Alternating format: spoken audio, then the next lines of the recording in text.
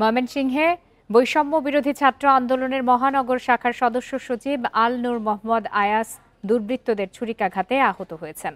বেলা 11টার দিকে নগরীর পাটগুদাম ব্রিজ মোড়ে এই ঘটনা ঘটে।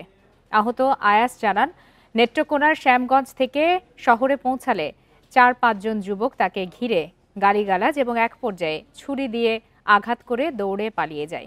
এই ঈদে জামা জুতো অ্যাকসেসরিজের ডিসকাউন্ট।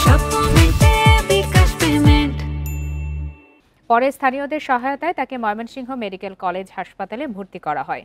এ ঘটনার পর তিনি নিরাপত্তাহীনতায় ভুগছেন। চিকিৎসকরা জানিয়েছেন অবস্থা গুরুতর নয়। চিকিৎসা শেষে তিনি দ্রুত সুস্থ হয়ে উঠবেন। এ বিষয়ে তদন্তের কথা জানিয়েছে পুলিশ।